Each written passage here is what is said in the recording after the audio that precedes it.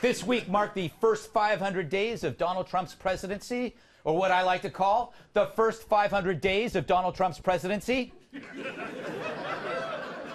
I celebrate a little each day. Here's tape. Always works. Yeah. That's me. 500 days. 500 days since the media's nervous breakdown began. A lot of stuff happened since then, especially for you in your life. That's what matters, not us, you. And no matter what the media says, life went on without the predicted catastrophes. Your life either stayed the same or it got better. And if it got worse, I blame Obama. No, I'm kidding. I'm kidding. Stop, don't applaud. But terrible people.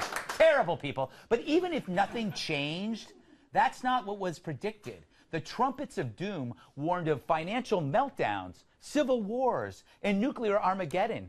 Instead, we have peaceful prosperity, lower taxes, a real chance with North Korea, a booming economy, and as an added bonus, Kathy Griffin went stone bonkers.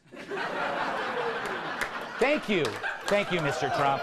It's an incredible age. All right, even if the media can't see it or refuses to. So, if this is how the media acts now, imagine how they would be acting if things were actually bad.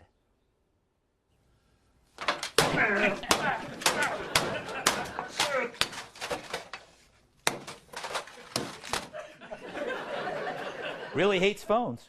In the middle of all this good news, the media, they search for bad. They're like those pigs that dig for truffles, except they're the press, and those truffles, they're stories like, "Where's Melania?"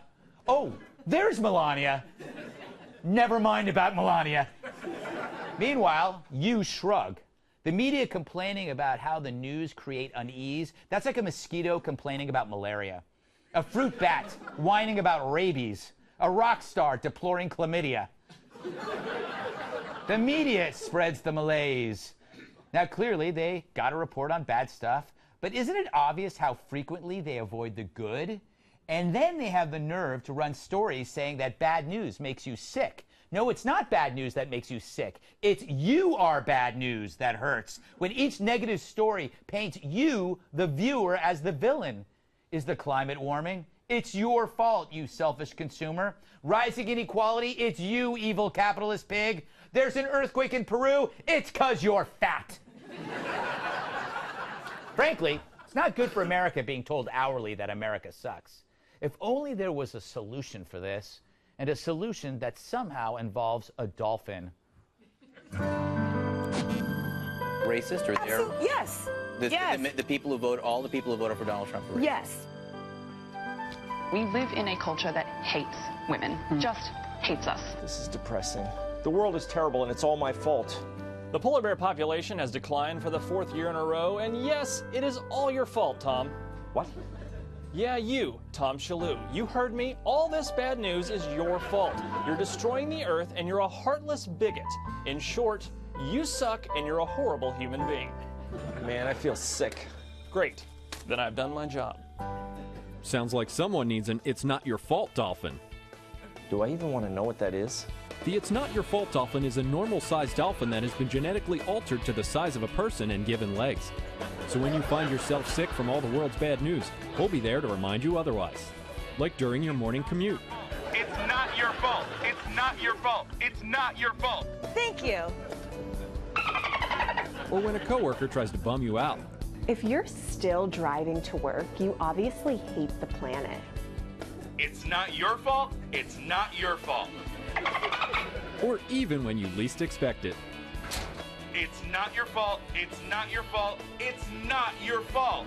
Wow, that sounds annoying, but I guess it beats all the sickness and sadness. So get the It's Not Your Fault dolphin today. Order now and we'll throw in a free It's Gonna Be Okay shark.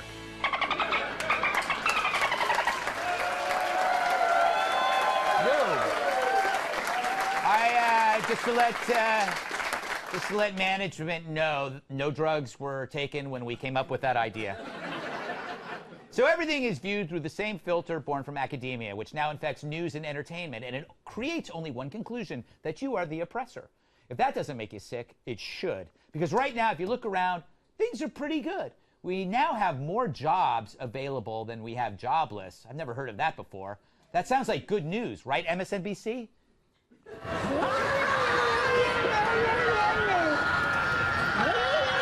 Never fails. Never fails. Bottom line, the media trying to diagnose what's really at fault can only be done with a mirror.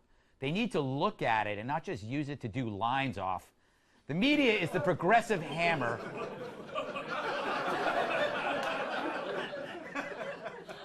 The media is the progressive hammer, and anything that appears successful to them becomes a nail. No wonder we all have headaches.